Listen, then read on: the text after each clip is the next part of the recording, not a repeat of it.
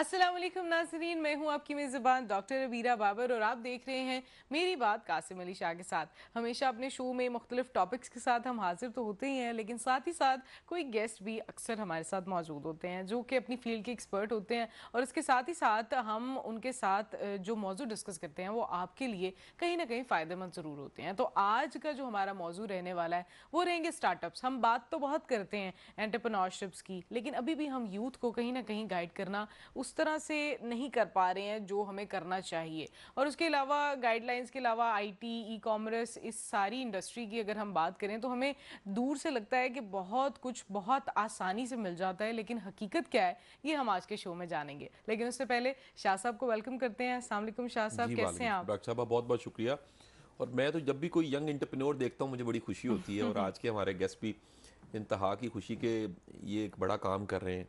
और पाकिस्तान में नौकरी लेने वाले बहुत ज़्यादा है, नौकरी देने वाले थोड़े हैं। बिल्कुल ऐसे ही है। और ये खुशकिस्मती से उन लोगों में इनका शुमार होता है जिनके पास सैकड़ों लोग काम कर रहे हैं, कंट्रीब्यूट कर रहे हैं, मुल्क के रेवेन्यू को बढ़ा रहे हैं, टैक्सेस देते हैं, लोगों को जॉब्स देते हैं। सबसे बढ़ के ये कुछ ना कुछ पहचान है पाकिस्तान की, एक पॉजिटिव पाकिस्तान की, कि पाकिस्तान में कैसे कैसे कामयाब लोग हैं। बिल्कुल ऐसे ही है और आपको अपने गेस्ट से मिलवाते हैं। हमारे साथ अवैस अशरफ साहब मौजूद हैं, बिजनेस कंसल्टेंट हैं, उसके साथ ही साथ सीईओ हैं टॉप स्पॉट के। अस्सलाम वालेकुम, कैसे हैं आप वालेकुम अवैस? अस्सलाम, बहुत अल्हम्दुलिल्लाह। बहुत शुक्रिया आपका उवैस, आप हमारे शो पे। और जैसे शाह साहब ने बयान किया कि जो यंग एंटरप्रेन्योर्स होते हैं उनको देखकर बहुत सी जो लोग हैं, ये यूथ है हमारी, वो इंस्पायर ज़रूर होती है। तो आप अपने सफ़र के आगाज़ से अगर मैं चाहूँ कि बताना चाहें कि आप यहाँ तक कैसे पहुँचे हैं और अभी क्या कुछ जो है आपकी कंपनी सर्विसेज प्रोवाइड कर रही है। जी, बिस्मिल्लाहिर्रहमानिर्रहीम।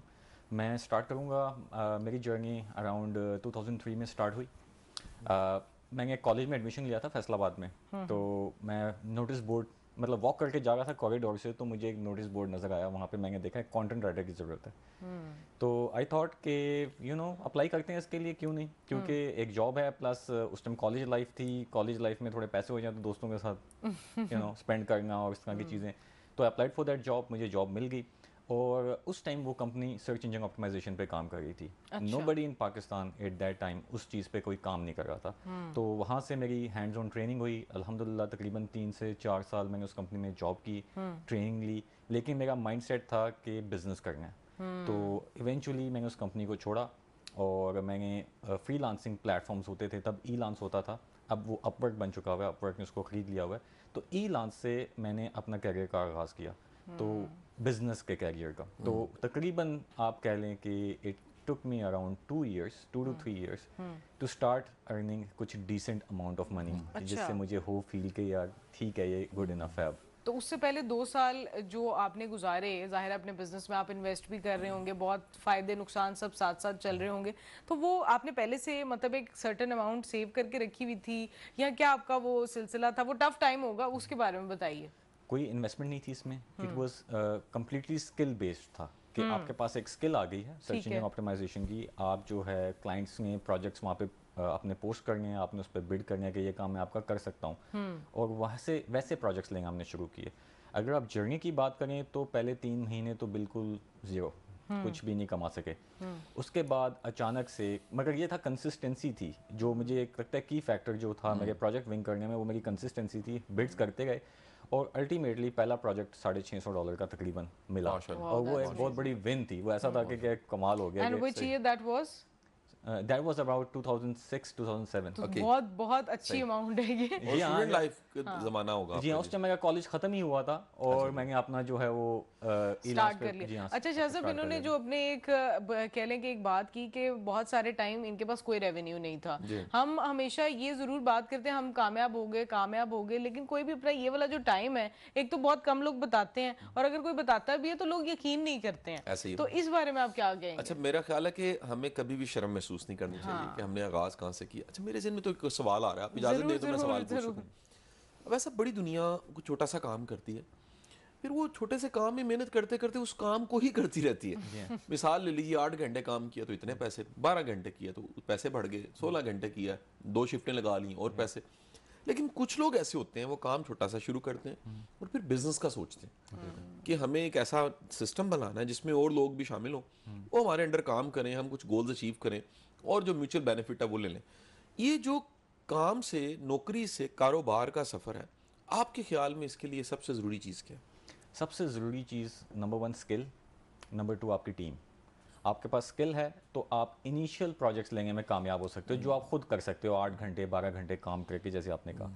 लेकिन एक टाइम आएगा कि जब आपकी लिमिट जो है वो फुल हो जाएगी, you can not take any more projects. फिर आपको अपनी टीम बिल्ड करनी है। वो जो पैसे आप कमा रहे हैं उसमें से अपनी टीम बिल्ड करना शुरू करें ताकि आप अपना काम उनको डेलीगेट कर सकें। आप कभी भी डेलीगेशन के अलावा बिजनेस बिल्ड नहीं कर सकते। अगर आप आज भी अपने बिजनेस में खुद काम करना चाहेंगे हर प्रोजेक्ट में, तो यू वॉन्ट बी सक्सेसफुल। आप अच्छा बिजनेसमैन नहीं बन सकते, आप वर्कर बन सकते हैं। अच्छा, बड़े लोग देखे हैं हमने जो काम कारोबार फिर शुरू करते हैं, या उससे नेक्स्ट लेवल जी का जी। क्वेश्चन आ गया, वो खास जगह पे जाके, पाकिस्तान में ऐसे बड़े स्टार्टअप्स हैं, ऐसे बेशुमार सॉफ्टवेयर हाउसेज हैं, 10 15 20 से ज़्यादा की कोई सक्सेस नहीं, उनकी टीम में 10 15 20 लोग हैं। अच्छा, यहाँ आपको बड़ा कोई मिलेंगे एक्सट्रीम बड़े, 2000 4000 3000 लोग काम कर रहे हैं, दरमियान वाले भी अब आने लग पड़े हैं, लेकिन ये दो एक्सट्रीम्स हैं कि बड़ी दुनिया थोड़े से लोगों से ऊपर नहीं जाती। इसकी वजह क्या होती है?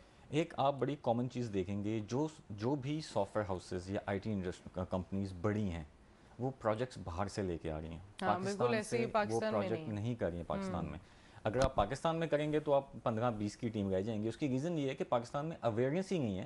मतलब अगर आप मुझसे पूछें, हम लोग, हमारे क्लाइंट्स ऑलमोस्ट यूएस में, 90% क्लाइंट्स हमारे यूएस बेस्ड हैं। तो पाकिस्तान में वो 10 साल बाद होता है जो यूएस में हो चुका होता है। तो that is one of the major reasons कि वो कामयाब नहीं हो सकते। फिर ऑब्वियसली करेंसी फैक्टर आ जाता है कि $1000 यूएस का पाकिस्तान का 2,70,000-80,000 रुपये बनता है। तो वो भी एक बहुत बड़ी चीज़ है कि आपका वहाँ पे फिर पे आउट्स बहुत अच्छे हैं। फिर वो इस चीज़ को समझते हैं। तो वन रीज़न ये है कि बाहर से क्लाइंट्स नहीं होते, क्लाइंट्स उनके लोकल होते हैं, इसलिए वो ग्रो नहीं कर पाते।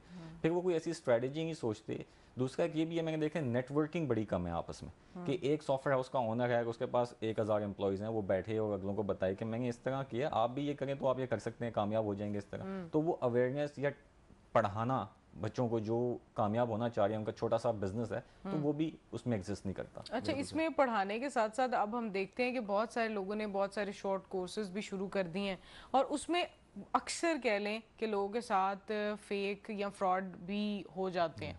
अब उसको किस तरह से फिल्टर किया जा सकता है, क्योंकि यूथ तो फिर गुमराह ही होगी, क्योंकि उनको होगा कि हमने पैसे भी दिए हैं, हमें कुछ सीखा भी नहीं है और हमारे साथ फ्रॉड हो गया। वैसे ही हर जगह सोशल मीडिया पर लगे हुए हैं कि हम बहुत पैसे कमा रहे हैं। देखिए, इसका 2-3 हल होते हैं इसको जज करने के। एक तो ये है कि मिसाल के तौर पे कोई बंदा बिजनेस के बारे में पढ़ा रहा है, ठीक है, वो खुद उसके पास एक भी एम्प्लॉय नहीं है, तो अगर आप उसका कोर्स खरीदेंगे, ठीक है, हो सकता है बेचने में वो अच्छा हो, ऑनलाइन आपको स्पीच He's अच्छे good से at देके, marketing, but good he's at not a selling, good yes, entrepreneur. Marketing और सेलिंग में अच्छा है, लेकिन उसके पास पीछे कुछ है ही नहीं। तो आप ऐसा कोर्स ना खरीदें, अवेयर है इन चीज़ों से। फिर एक बंदा आपको पढ़ा रहा है कि यूट्यूब चैनल को कैसे आपने पॉपुलर करना है, खुद उसके पास सब्सक्राइबर्स नहीं है, तो वो कैसे आपको पढ़ा सकता है कि यूट्यूब चैनल को कैसे बनाना है। तो ये कुछ चीज़ें होती हैं जिनको आपने देखना होता है कि कैसे स्पॉट करेंगे आप कि वो फेक है या जेन्युइन। क्योंकि कोर्स आजकल बनाना बहुत आसान है।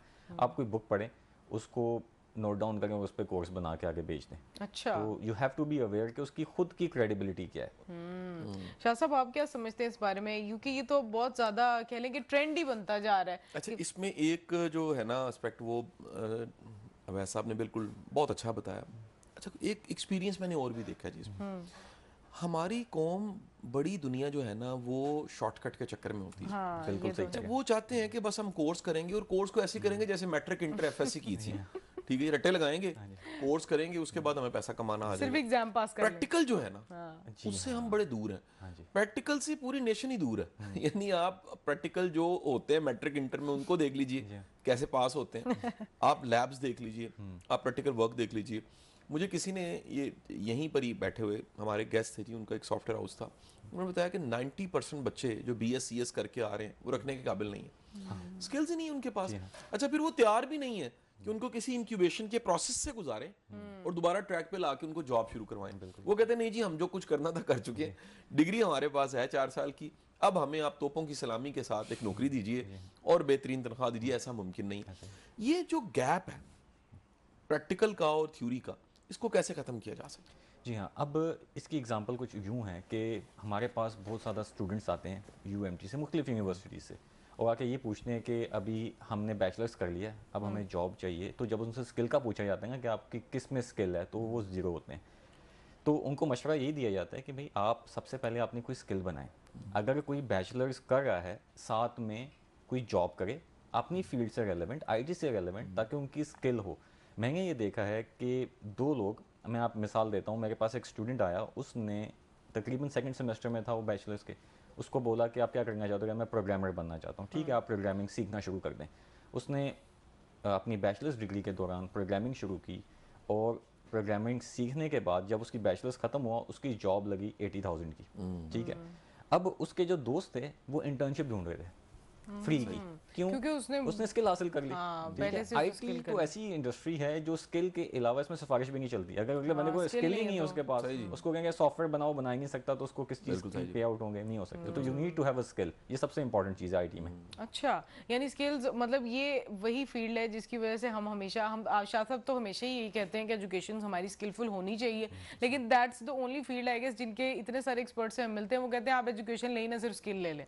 शाह साहब, आप किस चीज़ को ज़्यादा प्रेफरेंस देंगे? मेरा ये ख्याल है कि इसमें बैलेंस बड़ा इम्पोर्टेंट है। आप डिग्री को डिनाई नहीं कर सकते। बिल्कुल। आप माने ना माने, यूनिवर्सिटी से बड़ा कुछ आपको मिलता है। जी हाँ। यानी आप एक माहौल है, एक बैचमेट्स हैं, कॉमनर्स हैं आपके, एक कंपटीशन की फ़िज़ा है, फिर आप सोशलाइज होते हैं, मल्टी कल्चर से लोग, एक यूनिवर्सिटी के अंदर कितने शहरों से लोग आए होते हैं, किस किस मिजाज के लोग, किस किस बैकग्राउंड के लोग आए होते हैं, उनसे भी आप सीखते हैं, उठना बैठना सीखते हैं। फिर आपको टीचर्स मिलते हैं, हर टीचर का एक अपना ओपिनियन है, अपना पढ़ाने का तरीकाकार है, बिल्कुल। एक अपना। फिर उसके बाद यूनिवर्सिटी देखें, सिर्फ यूनिवर्सिटी नहीं होती, उसमें लाइब्रेरी होती है, उसमें लैब्स होती हैं, उसमें एक्टिविटीज़ बड़ी होती हैं, एक्स्ट्रा करिकुलर एक्टिविटीज़ हर यूनिवर्सिटी में आप देख लीजिए, वो मिलती हैं आपको। फिर सबसे बढ़ के जो मैं समझता हूँ कि दरअसल बड़ा कुछ ऐसा है जो यूनिवर्सिटी तक पहले पहुंच जाता है, घर बैठे बंदे को नहीं पता नहीं, होता। बिल्कुल ऐसे ही। जितनी मर्जी कह लीजिए, वो आज भी एजुकेशन के क्वालिटी के बड़े चैलेंज है पाकिस्तान में। 260-70 यूनिवर्सिटियां, quality is a big issue. लेकिन फिर भी हमें मानना पड़ेगा कि आज से आप 20-25-30 साल पीछे जाइए, तो उनसे तो हम आगे गए, वक्त में बड़ी चीजें हमारी आगे गई हैं। अब आ जाता है कि एक बंदा प्रैक्टिकल हो कैसे। मुझे ये लगता है, मेरा ये ओपिनियन है, अब ऐसा मेरी बात को सेकंड कर सकते हैं, डिनाई भी कर सकते हैं, कि हर सुनने वाले हमारे यंगस्टर्स को खुद भी एफर्ट करनी चाहिए। जी हाँ। ये जो हम सारा कुछ छोड़ देते हैं, इन्हें यूनिवर्सिटी कराएगी और जनाब प्रोफेसर कराएगा और टीचर कराएगा, भाई एक अपनी एफर्ट, आप इनकी कहानी में देखें, इनकी एक जाती एफर्ट। बिल्कुल ऐसे हर कामयाब बंदा जो कहीं पहुंचता है, उसकी एक जाती एफर्ट है, उसकी कोशिश है, उस कोशिश की वजह से उसने एक मकाम को पाया। जो भी कहता है कि नहीं जी मैंने कुछ नहीं करना, प्लेट में डाल के मुझे दे दें या चल के चीजें मेरे तक आ जाएं, ऐसा होता नहीं है। बिल्कुल, एक आपका रोल है, आप अपना रोल प्ले करें। तो वैसे सब क्या कहेंगे, ये जो दुनिया इंतजार कर रही है सिर्फ कि दिन बदल जाएंगे। मैं तो ये कहूँगा कि उस्ताद सिर्फ रास्ता दिखा सकता है, चलना तो आपने खुद ही है। बिल्कुल ऐसे ठीक है, वैसे तो नहीं है कि वो आपको उठाए और चला के उधर मंजिल पे भी पहुंचा दे। तो कहने का मकसद ये है कि यस, प्रैक्टिकल आपको होना चाहिए, क्योंकि मोस्टली क्या होता है, लोग कोर्सेज लेते हैं, थियोरी पढ़ते हैं, प्रैक्टिकल पे बिल्कुल जीरो हो जाते हैं। क्योंकि प्रैक्टिकल इम्प्लीमेंटेशन, एक तो कंफर्ट जोन से बाहर आना बहुत ज़रूरी है। ठीक है, तकलीफ होगी तो कुछ सीखेंगे, एक्सरसाइज करेंगे तो जिसम अच्छा होगा, नहीं तो मोटे हैं आप बोले मैं बैठा बैठा ठीक हो जाऊँ, ऐसा तो हो नहीं सकता। तो the thing is you have to get out of your comfort zone. Comfort zone से निकलें और कोशिश करेंगे। पहला हमेशा आपका जो होता है ना एफर्ट, वो फेल होती है, और वो फेलियर आपको कुछ ना कुछ सिखाता है। यही बात है कि हम ना अक्सर फेलियर से घबरा कर कभी कोशिश ही नहीं करते हैं, लेकिन हमारी जो कॉन्वर्सेशन है ये इसी तरह से जारी रहने वाली है। अभी सिर्फ एक छोटी सी ब्रेक का टाइम हुआ है, देखते रहिए मेरी बात कासिम अली शाह के साथ। Welcome back from the break. आप देख रहे हैं मेरी बात कासिम अली शाह के साथ, और हम ब्रेक पे जाने से पहले डिस्कस कर रहे थे बहुत सारी ऐसी चीज़ें जो कि हमारी यूथ को सीखनी चाहिए, लेकिन हमारी यूथ ने ही कोविड के एक ऐसे रमज़ान को देखा है और उसको अचीव करने के बाद उन्होंने आईटी और ई कॉमर्स में तहलका मचा दिया था। तो आप क्या समझते हैं शाह साहब, वो वाला रमज़ान अब दोबारा कब आएगा? अच्छा देखिए, वो तो दोबारा नहीं आएगा। अब ये वाला रमज़ान हमें अल्लाह का शुक्र अदा करना चाहिए, अल्लाह ने हमें रहमतें समेटने का मौका दिया। लेकिन एक ना, हर स्टूडेंट जो है ना, जो आप अपना ज़माना याद करें, वैसा अब अपना मैं अपना, तो हमारे जो ज़माना तालिब इल्मी के रमज़ान है ना, वो कभी नहीं हम भूल सकते। उसमें ना बाज़ लोग ऐसे हैं, मैं भी उनमें शामिल हूँ, जो ज़्यादा पढ़ने लग पड़ते हैं। उसमें आपकी डिवीजन बड़ी अच्छी होती है टाइम की। बाज़ लोग जो हैं, मुझे आज भी याद है कि जब मैं एफएससी में था, तो मैं सारी रात पढ़ाई करता था। एग्जाम ही सुबह होते सहरी खा के नमाज पढ़ के सोना, और उससे पहले पूरी रात आपने जी पढ़ाई करनी, मेहनत करनी। तो मैं सर ये भी जानना चाहूँगा कि हमारी यूथ में यकीन नहीं है। वो कहते हैं पता नहीं हम एफर्ट कर रहे हैं, कुछ होना है कि नहीं होना। फिर वो ओवरऑल नेगेटिविटी बहुत ज़्यादा है, फिर हसद करने वाले बहुत ज़्यादा, टांगे खींचने वाले बहुत ज़्यादा। एक बंदा कामयाब होता है, सारे उसको क्रिटिसाइज करने लग पड़ते हैं। खुद कामयाब होना चाहते हैं लेकिन कामयाब इंसान से नफरत करते हैं। कैसे टैकल किया जाए, इस यकीन को कैसे पैदा किया जाए, कैसे बचाया जाए? सर एक तो बिग चीज़ अगर मैं अपनी लाइफ के बारे में बताऊं तो नेगेटिविटी को तो आपको करना पड़ेगा इग्नोर, प्योर इग्नोर करना है। कोई बोल रहा है कोई ऐसी चीज़ कि जी ऐसा है, आप ये कर रहे हैं मतलब कामयाब हो गए, और नेगेटिव बातें आपके बारे में फैला रहे हैं, उसको आप बिल्कुल इग्नोर करें, उसको अपने जहन में यहाँ फिक्स करें कि यार ये मेरे बारे में बुरा कह रहा है। नंबर 1। नंबर 2, यकीन आता है जब वो लोग अपना नेटवर्क ऐसे बनाएं, जो कामयाब लोग हैं जब उनके साथ बैठेंगे तो उनको पता लगेगा ये कोई कल इसने बिजनेस स्टार्ट नहीं किया, इसने 10 साल लगाए हैं और उसने ये मेहनत की है और इसको ये हर्डल्स आए हैं जो उसने उसको पास ऑन किए हैं। तो फिर जाके इंसान बोलेगा कि हाँ, इसका मतलब कि यहाँ तक पहुँचना जो है वो 10 साल की एफर्ट है, तो फिर वो 10 साल का एम भी करेगा। अभी क्या होता है, अक्सर ये होता है, कोर्सेज की बात पहले हो रही थी, कोर्सेज में क्या कहते हैं कि जी आप कल अमीर हो जाएं, 30 दिन में अमीर हो जाएं, 15 दिन में अमीर हो जाएं, तो वो एक नेगेटिव परसेप्शन बनाई जाती है कि ये जो गोल है आपका बहुत जल्दी आप हासिल कर लेंगे। तो उनके तो माइंड में अब उनका नेटवर्क होता नहीं है, किसी के साथ बैठते नहीं है, तो इस वजह से वो दे कैन नॉट लर्न कि भाई एक्चुअल सक्सेसफुल ग्रोथ के लिए कितनी एफर्ट चाहिए और मेहनत चाहिए। इतना इजी नहीं है जितना लोग पेश करते हैं कि जी ये कल हो जाएगा, कल आप कामयाब हो कहीं जाएंगे। पर भी रिक्शों के पीछे भी लिखा होता 30 दिन में डॉक्टर बने। जब बनते हैं तो पता लगता है कि 30 दिन में बिल्कुल कुछ सही नहीं बात है होता, जी, बिल्कुल मरीज जरूर बन सकते हैं हम 30 दिन अच्छा में। मैं क्योंकि आप देखें, आपको हायरिंग भी आप करते हैं, आपके पास टीम है, क्या देखते हैं आप यंगस्टर्स में, पोटेंशियल क्या है, कमियां क्या हैं, और क्या उनको कहना चाहेंगे वो आप कुछ करके आएँ ताकि उन्हें अच्छी जॉब्स मिलें और ग्रो कर सकें? जी हाँ, अब सबसे पहले तो मेरा तो ये है कि अपनी रील्स वाली मोबाइल फ़ोन का इस्तेमाल, जिसमें रील्स आप देखते हैं, इससे बाहर आ जाएं। वो आपकी सेहत के लिए भी नेगेटिव है और अल्टीमेटली आपकी ग्रोथ को भी इफेक्ट कर दी, क्योंकि वो आप चंद लम्हात में इतना कुछ सीख जाते हैं कि वो कहते हैं ओवरवेलम हो जाता है ओवर बंदा, स्पैमिंग कि हो पता जाती नहीं है मैं ये करूँ, मैं वो करूँ, मैं तीसरी चीज़ करूँ, मैं चौथी करूँ, तो वो समझ नहीं आ रही होती कि करना क्या है। तो क्लैरिटी और फोकस होना चाहिए, नंबर 1। तो अपना एक मिशन बना लें कि मैंने, और स्किल एक, मतलब मुझे एक मैसेज आया कि मैं डिजिटल मार्केटिंग सीखना चाहता हूँ, तो मैंने उससे पूछा आपका एक्सपीरियंस क्या है, मुझे कहता है कि जी मेरा एक्सपीरियंस कुछ भी नहीं है, मुझे नहीं पता। तो मैंने कहा फिर आपने डिजिटल मार्केटिंग नहीं सीखनी है। डिजिटल मार्केटिंग के नीचे 10 ब्रांचेस हैं, फेसबुक है, यूट्यूब है, इंस्टाग्राम है, टिकटॉक है, एक फील्ड पकड़ो, प्रोग्रामिंग है, एसईओ, उसको पहले उसमें स्किल हासिल करो। डिजिटल मार्केटिंग सबका मजमूआ है, ऑल पुट ऑल टुगेदर, तो आप ये नहीं सीख सकते, आप पहले एक स्किल पे फोकस कर लो। तो एक फोकस होना ज़रूरी है, क्लैरिटी होना ज़रूरी है, और इनको होना चाहिए कि हमने एक स्किल कौन सी सीखनी है वो उनको पता होना चाहिए। ओनली देन वो सक्सेसफुल हो सकते हैं। जंप करते रहेंगे एक से दूसरा, दूसरे से तीसरा, तीसरे से चौथा, तो obviously jack of all trades master of none वाला सीन। That's true. आपको अपनी टारगेटेड जो है गोल सेट कर लेने चाहिए। शाह साहब, ये हमारी जो यूथ है, गोल सेट नहीं है, पता कुछ नहीं है, डिग्री ले ली है, बाहर जाना है, बाहर जाके भी कुछ नहीं पता, वापस आ जाएंगे, क्या अब इस नजर क्या आ रहा है देखिए आपको दुनिया में फ्यूचर? तो इस पे ना फलसफा है जी, प्रॉपर किताब है दी वन थिंग के नाम से, कैरी गैलर की किताब है, येलो कलर की, बड़ी कमाल किताब है जी। और इस किताब का गालिबन तर्जुमा भी हो चुका है, और जीत की जानिब इसका नाम है तर्जुमे का। अच्छा, ये किताब भी ये बताती है कि कोई एक काम पकड़ें, उसको पॉलिश करें, इतना पॉलिश करें और इतना ज़बरदस्त उसको तैयार करें कि फिर आप जैसा कोई ना हो। ये जो हम हर चीज़ को थोड़ा सा चक के छोड़ देते हैं ना, ये बड़ी गलत आदत है जी, और यंगस्टर्स में बहुत ज़्यादा पाई जाती है। अच्छा, एक और जो ट्रेंड चला है, आपकी बात को मैं सेकंड करूँगा, कि ये इन्फ्लुएंसर्स को देखते हैं सोशल मीडिया पे, टिकटॉकर्स को देखते हैं, अच्छा ना चाहते वो देखते हैं, इतनी इतनी फॉलोइंग है, मिलियंस में फॉलोइंग है। अच्छा, किया कुछ भी नहीं है, किसी ने ठुमका लगाया, किसी ने फैमिली दिखा दी है, किसी ने किसी गाने पे परफॉर्म कर दिया है, किसी ने गाड़ी लेके एक उसके सामने स्टेप लगा दिया है, किसी ने नोट निकाले हैं एकदम मुथद्दी जो है पूरी फेंक दी है, किसी ने जनाब जो है ना वो एकदम ब्रेक लगा के तो एक डायलॉग बोल दिया। उन्हें लगता है कि यही काम है, किसी ने शेयर रखा हुआ है तो शेर रखा हुआ है। अब ये यानी वो शेर रखने वाले भी एक पूरी एक लंबी चौड़ी कहानी है कि वो शेर रखने वाले जो हैं वो बस क्या कहें अब। अच्छा, अब मैं ये कहना चाहूँगा कि अपनी कामयाबी कितनी दिखानी चाहिए, कितनी नहीं दिखानी चाहिए, असल में कौन सी कामयाबी दिखाने वाली होती है, कौन सी कामयाबी को बस शुक्र अदा करना चाहिए, लोगों की बुरी नज़रों से बचाना चाहिए, आपका क्या ख्याल है? इस पे ना हमने बड़ी मज़े की एक केस स्टडी की। अच्छा जी। हमने कहा जितनी भी आपने जो जितने भी चैनल्स और ये कंटेंट डिस्क्राइब किया है, इसके बारे में बताया है, हमने कहा इसकी ऑडियंस कौन है, ये तो हम पहले एनालिसिस करके देखते हैं। शॉक हो जाएंगे शायद आप लोग सुन के, 10 साल से लेके 18 साल की उम्र तक इनकी ऑडियंस ये है, जो भी आपने बोला है, ठीक है, क्योंकि जो प्रोफेशनल हो जाता है उनके उसके पास पास टाइम नहीं होता। टाइम नहीं होता कि इन तरह की चीज़ें देखें। अब आप देखें कि पहला तो इसका इम्पैक्ट अब कौन देख रहा है, यूथ जो देख आने रही वाले कल के जो हमारे बिजनेस लीडर्स होंगे, हमारे पॉलिटिशियंस होंगे, वो इस कंटेंट को देख रहे हैं।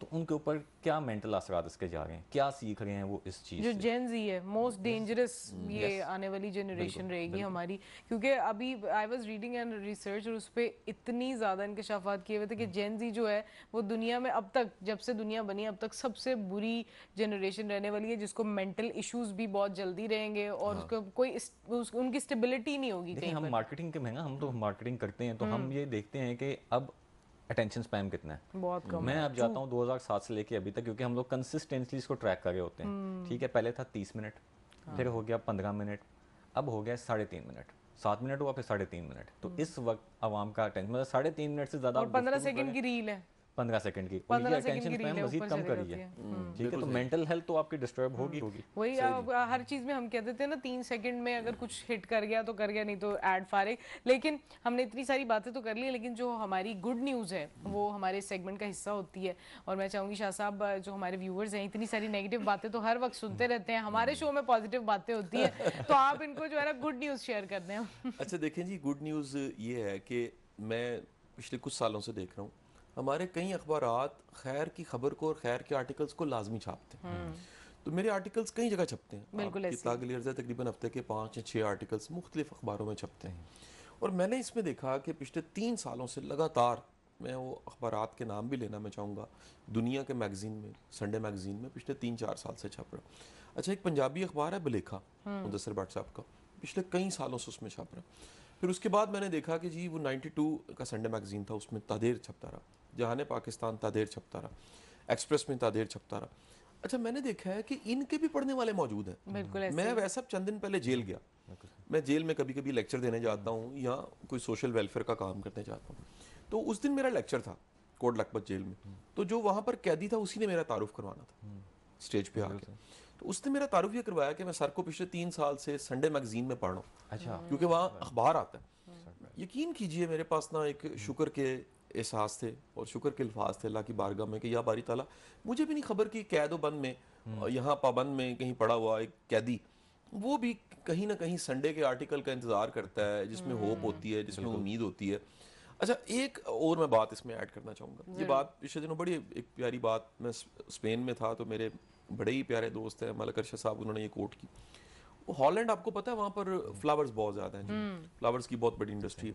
वो कहते हैं मैं एक एग्जीबिशन में गया तो एक एग्जीबिशन एक तरफ से शुरू हो रही थी, तो वहाँ पर एक मोहतरमा जो गोरी थी फीमेल, वो एक फूल को देख रही थी और बार बार कह रही थी कि व्हाट अ फूल, व्हाट अ फ्लावर, ब्यूटीफुल, और वाह, पता नहीं उसको ना जी वो डूबी हुई।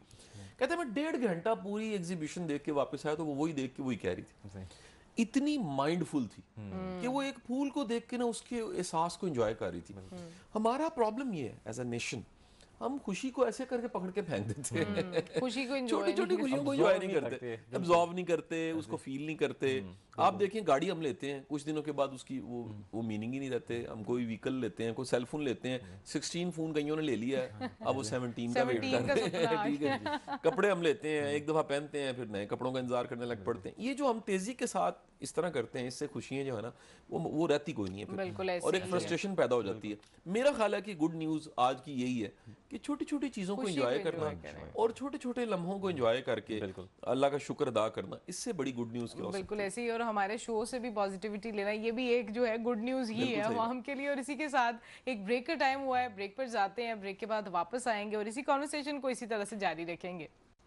Welcome back from the break. आप देख रहे हैं मेरी बात कासिम अली शाह के साथ। और हम डिजिटल वर्ल्ड की जब बात करते हैं तो उसमें आईटी ई कॉमर्स का रोल तो हम देखते हैं, लेकिन उसमें मार्केटिंग एजेंसीज क्या कर रही हैं, मार्केटिंग की कौन सी ऐसी स्किल्स हैं जो अगर यूथ सीख लेती है तो वो बहुत सारी चीज़ों में अबूर हासिल कर सकती है।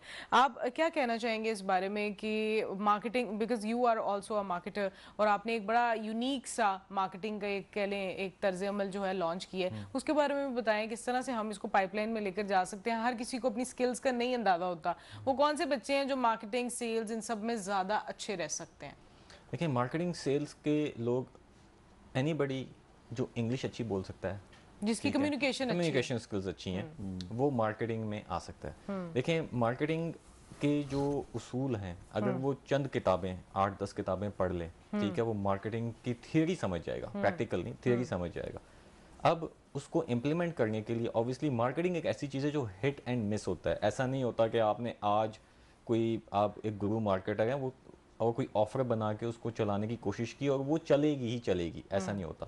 एटलीस्ट हमारी स्टडी के हिसाब से 10 ऑफर्स आप लॉन्च करते हैं तो आपकी एक ऑफर जो है वो अच्छी चलती है, ठीक है। आप 100 ऑफर्स लॉन्च करते हैं तो फिर एक ऑफर ऐसी होती है जो आपकी इंतहाई कमाल, वो कहते हैं वायरल हो गई जी, वो वाला सिलसिला होता है।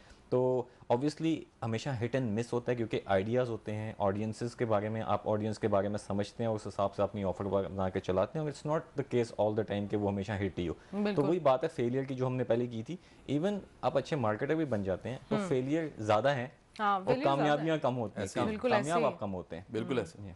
शाह साहब आप क्या कहेंगे इस पर? हम फेलियर से जो डर के कोई कदम ही नहीं उठाते हैं पहला। अच्छा देखिए, फेलियर ना एक ब्लेसिंग है। जितना बंदा फेलियर से सीखता है, सक्सेस से सीख ही नहीं सकता। नहीं सीख सकता, बिल्कुल। फेलियर कैपेसिटी बिल्डिंग भी करता है, सबसे बढ़ के फेलियर आपको सीखने का मौका देता है कि जरा देखें गलती कहाँ पर थी। वैसे बंदा देख ही नहीं सकता, बिल्कुल नहीं देख अगर कामयाबी मिलती जा रही है, आप आगे बढ़ते जा रहे हैं और आप देख ही नहीं रहे कि गलती कहाँ पर है। फेलियर आपको देखने का मौका मिलता है कि यार यहाँ पर मैंने गलती की, मेरी स्ट्रेटेजी गलत थी, मेरी प्लानिंग गलत थी, मेरा इनिशिएटिव गलत था, मेरा आइडिया इतना ताकतवर नहीं था, मैंने रिसोर्स को मैनेज नहीं किया, मैंने अपनी इकोनॉमी को मैनेज नहीं किया, मैंने टाइमलाइन सही डिसाइड नहीं की, मैंने फिर एक्शन उस टाइम लिया है जो टाइम ठीक नहीं था। यानी टाइम ठीक था तो एक्शन नहीं था, और जब एक्शन था तब टाइम नहीं था। तो इस तरह की बेशुमार तरह की आपको अपनी गलतियां पता लगती हैं।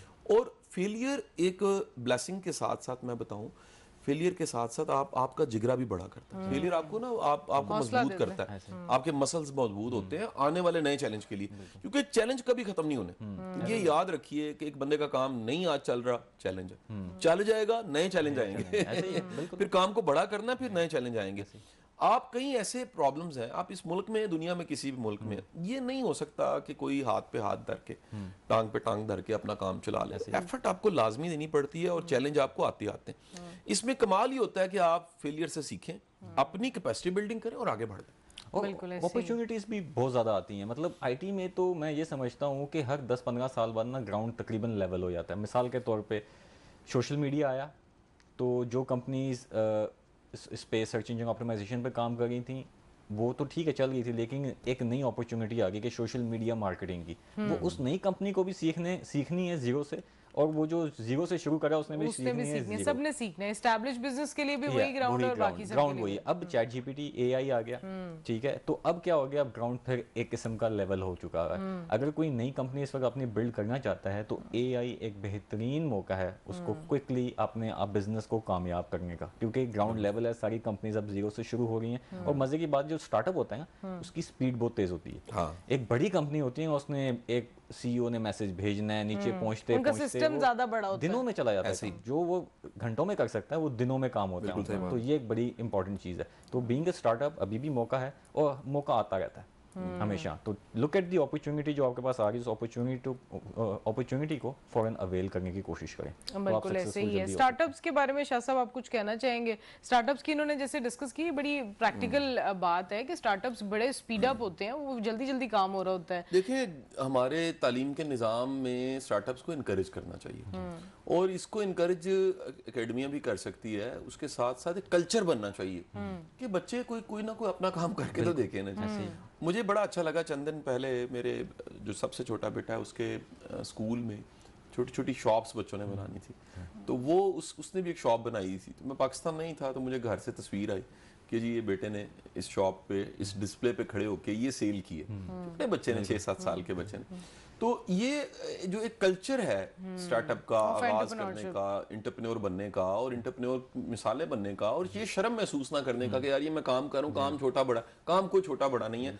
आप छोटे काम को बेहतर अंदाज से करें वो बड़ा हो जाता है। तो ये अगर कल्चर आता है और एक कल्चर को इनकरेज किया जाता है तो इनकलाब आ सकता है। और एक और मैं लास्ट चीज़ इसमें ऐड करूँगा, इनिशिएटिव। हम जैसे जो आईटी कंपनीज हैं वो भी एक इनिशिएटिव ले सकती हैं, ज़्यादा बड़ा नहीं। जो छोटा स्टार्टअप है वो बोले कि जी हम एक इंटर्न रखेंगे यूनिवर्सिटी का, जो बड़े स्टार्टअप्स हैं वो बोले हम 10 रख लेंगे। तो ऐसे भी आप स्टार्टअप्स को एंकरेज कर सकते हैं। मेरी डिस्कशन हो रही थी तो उसमें यही था कि भाई आप इंटर्न्स रखना शुरू कर दें अपने पास, ताकि उनको प्रैक्टिकल एक्सपीरियंस देना शुरू करें। बेशक वो यूनिवर्सिटी में पढ़ रहे हैं, वो आए चंद घंटे लगाएं और आपसे वो सीखने की कोशिश करें कि क्या हो रहा है, फ्री ऑफ कॉस्ट करें, ताकि पाकिस्तान का फायदा हो सके अल्टीमेटली। जाहिर है अगर कोई कंपनी किसी एक ऐसे बच्चे को पॉलिश कर देती है जिसमें स्किल्स भी हैं, तो जाहिर है वो ज्यादा अच्छे से कल को आप ही की कंपनी का या किसी और भी कंपनी का अगर कोई मेंबर बनता है तो जाहिर है वो फायदा तो देगा। But as we reaching to the end of show as well, मैं चाहूंगी शाह साहब हमारी जो बुक रिकमेंडेशन वाली एक रिवायत है हम उसको कायम रखते हुए आपसे बुक रिकमेंडेशन ले लें कि आज की क्या बुक रिकमेंडेशन। अच्छा, आज की जो किताब है ना जी, ये एक इंतहाई काबिल साबका जज आबिद हुसैन कुरैशी साहब, उनकी किताब है। और ये किताब तजाहिल आदिलाना एक साबिक जज के कलम से, ये किताब इसकी चंद दिन पहले तकरीब रुनमाई भी हुई और कह लीजिए कि एक बड़ी तादाद जजेस की थी जो इसमें शामिल हुए। और जज साहब का कमाल ये है कि जज साहब एक बड़े प्रैक्टिकल इंसान है। बड़े कम लोग होते हैं जिन्होंने प्रोफेशनली काम किया हो और फिर अपने विजडम को वो दूसरों को बता भी सके। तो आबिद कुरैशी साहब जो हैं वो सियालकोट से इनका ताल्लुक़ है और इनका बड़ा कंट्रीब्यूशन है एज अ जज, जिन्होंने जहाँ जहाँ सर्व किया, लाहौर में सर्व किया, मुख्तलिफ अजला में एज डिस्ट्रिक्ट सेशन जज सर्व किया। मैं बल्कि समझता हूँ कि ये इस काबिल एक जज थे जिनको हाई कोर्ट में एज जस्टिस भी लेना चाहिए था। और क्योंकि सिस्टम हमारा ऐसा है, इसमें बड़े बड़े काबिल लोग पीछे रह जाते हैं और सिस्टम के शिकार हो जाते हैं।